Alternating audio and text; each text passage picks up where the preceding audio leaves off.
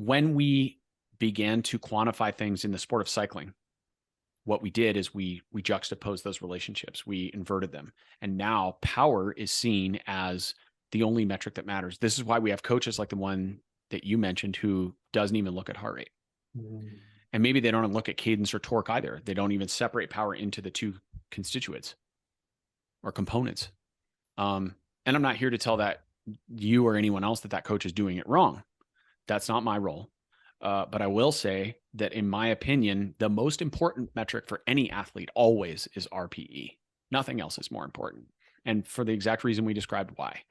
When the business end of a bike race comes to you, is delivered on your plate, the way to know what you got in the tank is through internal knowing. It's not through looking at numbers or analyzing the number of kJs you've used or watt prime or how much time you've had in particular power zones or what your heart rate is at that moment.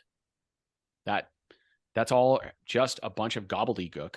What matters is, can you follow that wheel or not? That's the only thing that matters. And that's the only real answer. So we have to be quite particular about the order of operations in which we prioritize these metrics. And that's why I think it's important for us to train as coaches, our athletes to respect and understand RPE, which is one of the reasons I give them these little puzzles like 4x5 maximum. Now, power does have a place prescriptively, and it can be illustrative in certain points. If you know precisely the demands of your event, which I would argue people think they do more than they actually do. But if you precisely know the demands of what you have to make, how many watts you have to make to do a certain task, and you want to train for that power, you can. The danger there is that we run into a 350, 330 problem.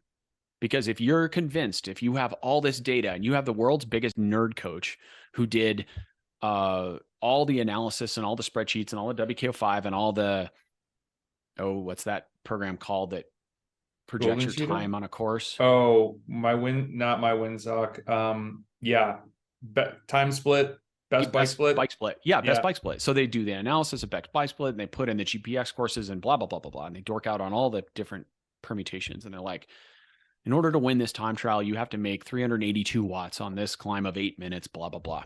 So we're going to duplicate that in our training. And 382 is your magic number. And you're out there going as hard as you can and you're making 351. And now what happens?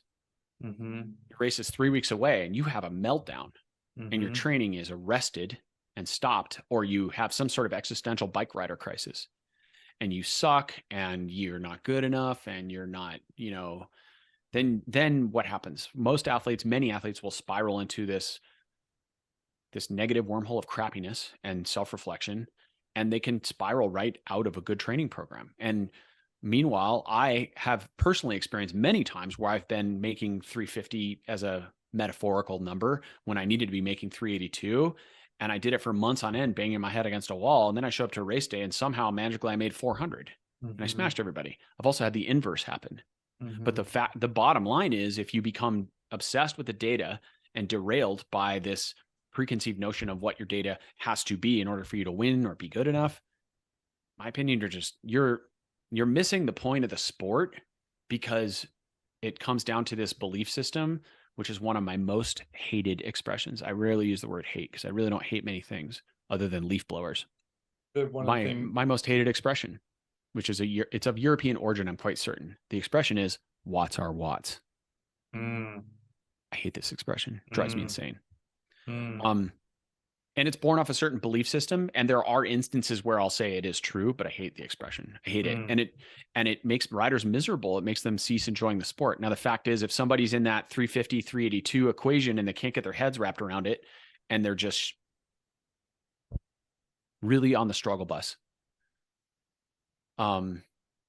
if they didn't have a power meter and they only had a heart rate monitor, they would never know any different. They'd just be out there making who knows what, going as hard as they could. And they would show up to the race day and maybe they win and maybe they wouldn't, but they would still enjoy that training block in a different way. So from that expression, or from that illustration, hopefully I can demonstrate to people how power meters can make us quite miserable. And we need to be careful about our relationship with technology. We could go down. I mean, there's so much in that too, because I think that the people making things overly specific, especially when it comes to a road race, when someone's like, oh, it's a 15-minute climb. I'm like, you've done the race before. What about the 7 minutes before the climb? And what Right. about when people full gas it at the top of the climb? Like if you've just maxed out and there's still 3 minutes to go, Yeah. people aren't riding a threshold when they see people getting dropped. The fastest guys are hammering even harder. And then even someone will say, well, what about a time trial? It's super, it's exactly perfect. I did a podcast with Zach Gregg, who's won the amateur time trial twice, I believe, is on the podium for the pro. And they do all their TT stuff in the winter. And he's like, dude, it's not TT specific. Like I'm racing all the way up to it. Like, yeah, I'm on my TT bike, but I'm not doing 2 by 23 minutes at this or 2 by 42 minutes, whatever, his goal is. He's like, that's not the best way to do it. And so hearing people say that, I think is helping other athletes get away from this, like you're saying, overly nerdy. We're not saying nerds are bad. Smart people are great, but it's overthinking this so much that it is just, and then the psychological aspect, which you've hit on in a bunch of different ways, is just wrecking athletes. And I'm like, too much.